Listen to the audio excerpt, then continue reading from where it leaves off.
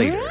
A scarlet costume ejects from his wing, and in a blur of motion, police scientist Barry Allen becomes the Southern Avenger, whose speed enables him to vibrate through solid walls and conquer the barriers of time and space in the pursuit of evildoers.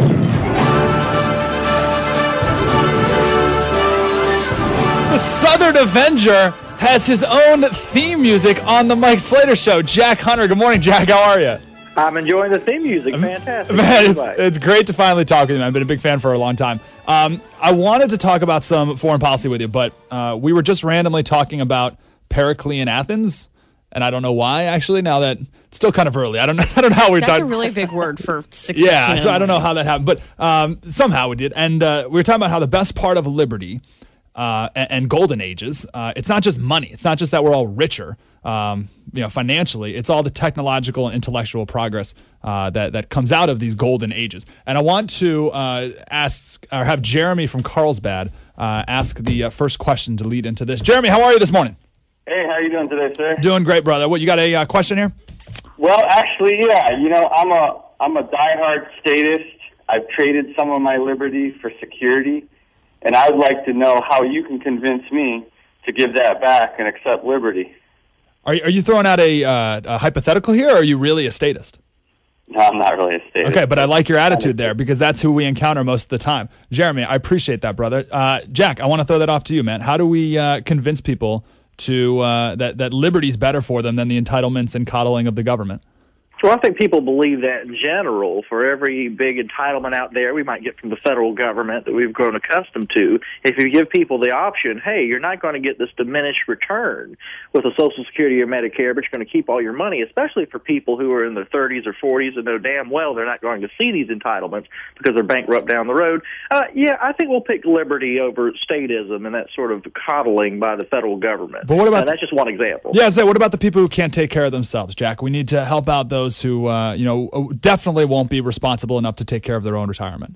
Look, America's the most charitable nation in the world. With the situation we saw down there in Haiti with the disaster, I mean, they got more money from private charity than the federal government ever donated.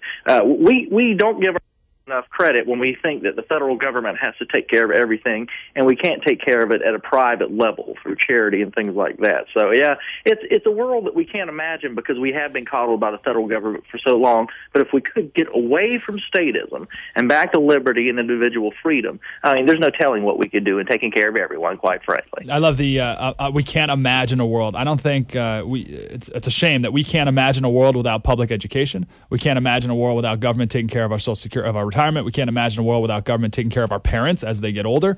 And I also hate it now that we can't imagine a world where we don't fight terrorism without being in Afghanistan. And that's really what I want to talk to you about here.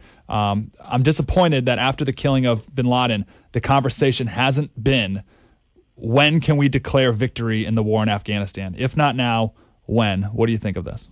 Well, that's exactly right. If Al-Qaeda is in shambles as an organization and we've taken out its leader and America's sworn enemy, Osama bin Laden, and after that's happened, we can't say, is it time to come home? Or better yet, do say, it's time to come home. When will that time be?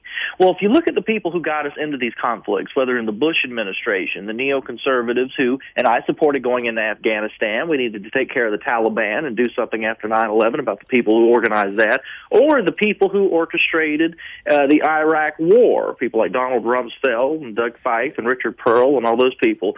If you look at their philosophy, they use 9/11 more as an excuse than a justification for us to go invade and occupy these countries and stay there indefinitely. Do you think the American people, if they were told after 9/11, we're going into Afghanistan, we're going into Iraq, but listen, American people, we're going to be there for a decade and then some. Do you think most Americans would have signed on to that? Absolutely not, because they were told and they believed that it had something to do with 9/11, it had something to do with the war on terror, and that's why we were there.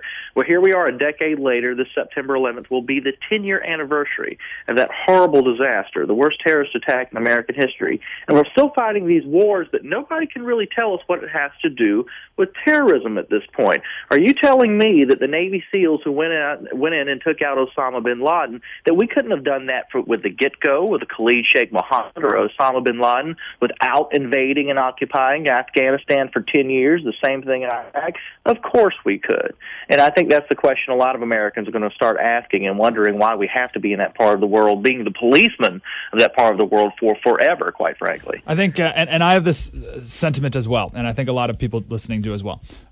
We want to leave Afghanistan, but sort of as I mentioned before, we can't imagine fighting terror without being there, because the entire war on terror for the last 10 years, we've been in Afghanistan. So how else can we fight it without being there? So can you lay out another scenario where Americans can still be safe and we're not in Afghanistan?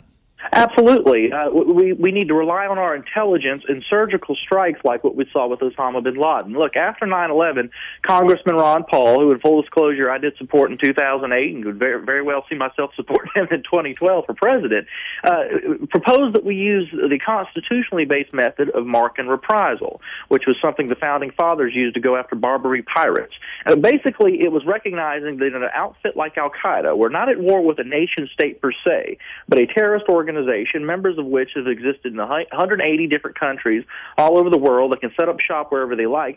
You can't invade and occupy a nation in an old-fashioned war to stop an outfit like Al-Qaeda. It doesn't make any sense. But we do have this problem. What do? You find where these people are using intelligence. You have alliances with other nations who will help us with intelligence.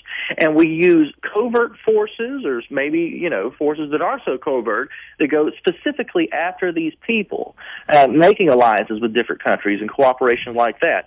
But you don't, seriously, in retrospect, what did Iraq, being in Iraq, have to do with us getting Osama bin Laden the week before last? Absolutely nothing. Could we have attained that same intelligence? We absolutely could have. The idea with mark and reprisal is that Congress gives the authority for us to do these small surgical strikes, and that's what it takes to go after terrorists. And in fact, when you invade and occupy nations for years on end or decades on end, that is precisely why the CIA invented the term blowback. If we're worried about Islamic terrorism, we don't want to create more terrorists. That's not me, Jack Hunter of the Southern Avenger, saying that. That's the CIA who recognizes this phenomenon, and we need to recognize it too if we want to do something serious about Islamic terrorism. And letters of marque and reprisal is in the Constitution, so this isn't some crazy idea that you just came up with last week.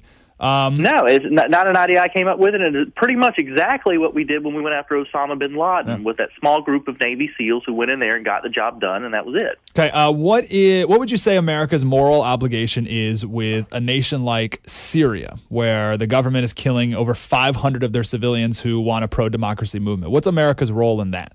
Well, here's the problem with that. Of course, it's horrible what's happening in Syria. It's horrible some of the things that happened in Egypt with human rights abuses, and we supported their President Mubarak. It's horrible what's happening in Libya. The moment we decide that it is our role to go in and take care of these things, we intervene in all these countries, and it will be a problem in the sense that we have to stay. Anybody who thinks that somehow we've given our commitments to Libya over to NATO, and that's the end of it. Well, as Jon Stewart put it on The Daily Show, we are NATO. It's sort of like ceding, Beyonce ceding her authority to Shaw Fierce. He's absolutely right when he said that. It's a problem.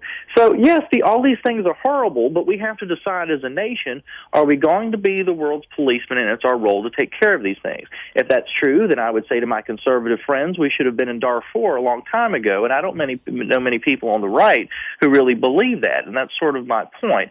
Once you do that, well, let me put it even in different terms.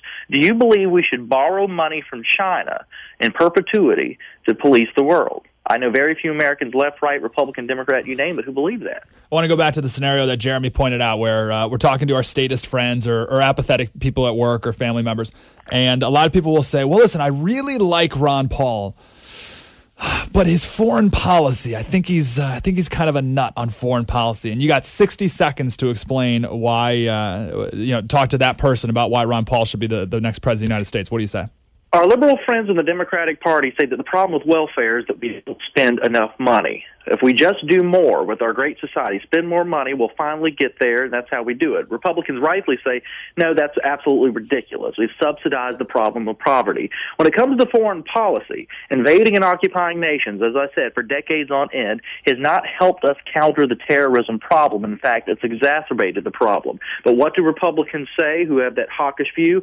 We have to do more. No, we do not. We do not have the money to do it. It does not help stop the terrorism problem, and it only causes more harm than it does good. So Ron Paul is not only right on foreign policy. If we don't start following that view on foreign policy, we're going to go bankrupt even quicker than we thought with Obamacare and all the domestic programs we worry about on a regular basis. Now, this doesn't mean you want no military. No, I believe that national defense is the number one priority of our federal government, and we need to be the biggest, baddest military on earth. And if you mess with us, you're going to learn in short order that you should never do that. The problem is we don't have an actual defense right now. We don't have a national defense. We have an irrational offense. Virtually everything we do overseas right now has literally nothing to do with this nation's interests or national security. It serves different ideologies that believes we need to be all over the world all the time, sort of this Wilsonian liberal globalism that has dominated the Republican and Democratic parties now with Barack Obama, or it serves corporate interests, but not our actual security interests. And that's where many Americans get confused. You know, the same government that lies to us about domestic programs and what they do here at home all the time, believe it or not, lies quite frequently about what they do overseas as well. I know that's a lot hard for a lot of people to understand, especially on the conservative side of things. Awesome. Ladies and gentlemen, that is the Southern Avenger, Jack Hunter. Jack, where is your website? We can learn more about you. SouthernAvenger.com. You can keep up with everything I do. Good to talk to you this morning, Appreciate Mike. you, brother. We'll talk again. Jack Hunter right there, Southern Avenger.